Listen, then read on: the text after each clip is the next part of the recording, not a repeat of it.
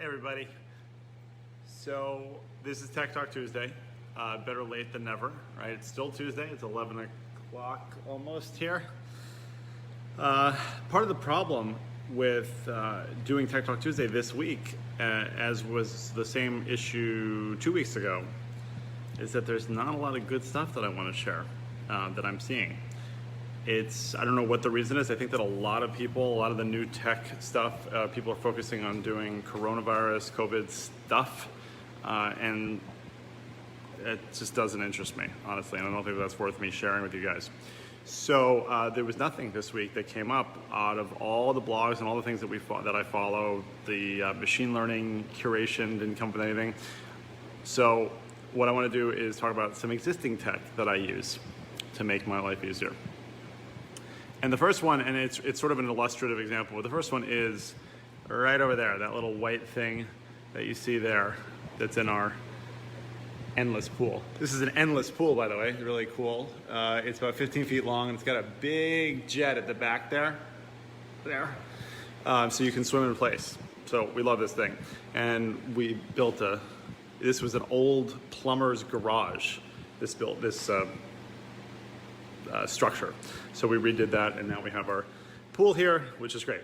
But anyway, so back to the point. That little, I'm not very good at this. There we go, white device. So that is called pHin, P-H-I-N. Now, I understand that having a pool is not like, an issue that everybody has to deal with. It's sort of a first world problem. But again, this is gonna illustrate a bigger example of how we can use some really cool tech. So pHin is a little white fin thing that floats in the pool there, and it is constantly testing the pH and the chemicals and all that kind of stuff. And the app is awesome, and it gives you alerts and everything. And it comes with a monitoring service that is $100 a year. So anybody who's owned a pool or used a pool service knows that $100 a year is ridiculously dirt cheap. And they will actually send you all the chemicals you need in these pre-filled packets that look like the kinds that you have in detergent pods. And whenever you need something, the app will pop up and be like, your pH is low. Put in 4 of the yellow pods. And that's it. And it keeps our water nice and crystal clear without me having to have a pool company do that. So they do this for hot tubs and for pools. So that's just an awesome thing. It's a really big money saver and a really big time saver. But I said this was an illustrative example, right? If you own a home, an apartment, whatever, or rent, it doesn't matter.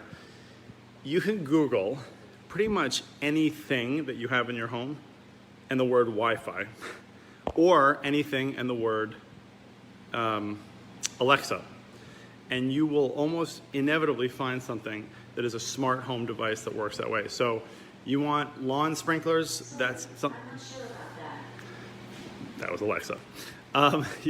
There is a lawn sprinkler monitoring device called the Ratio that will let you remotely control all your sprinklers. There is this 1500 watt space heater that we have here in the unit. This is called the Heat Storm, and I can say, Alexa, turn on Heat Storm.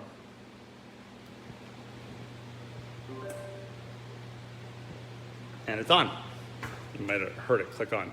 Alexa, turn off Heat Storm.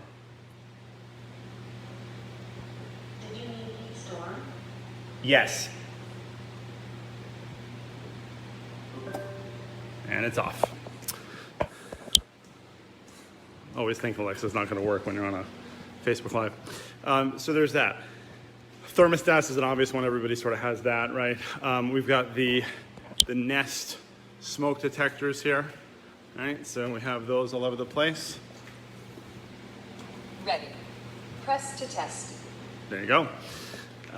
The Sonos speakers, also really easily controlled, and Alexa hooks up to that.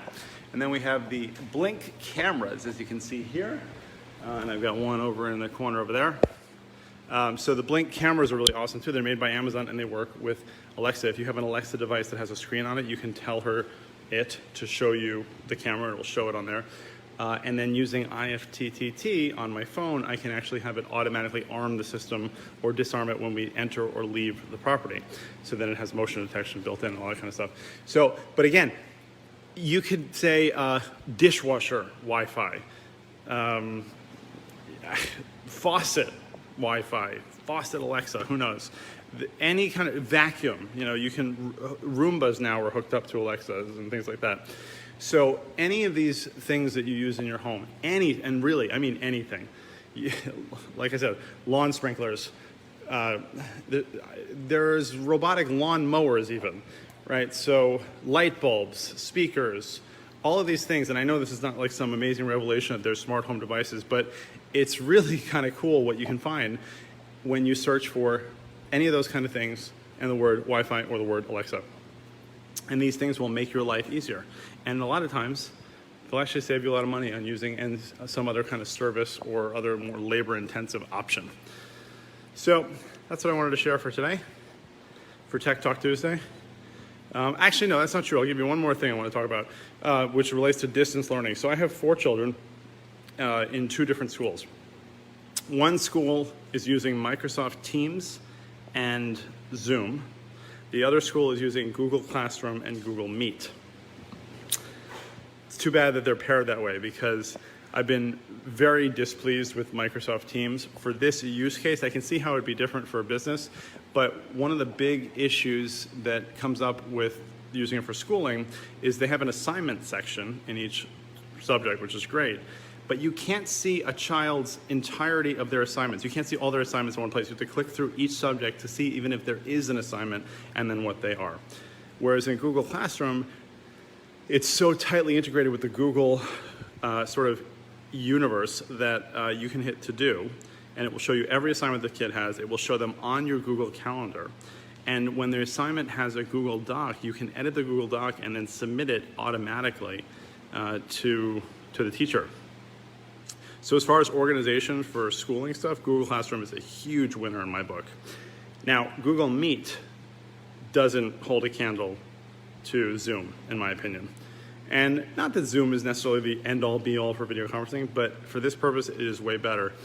For a couple of reasons. The security features on Zoom are great in terms of having a waiting room, being able to lock the meeting.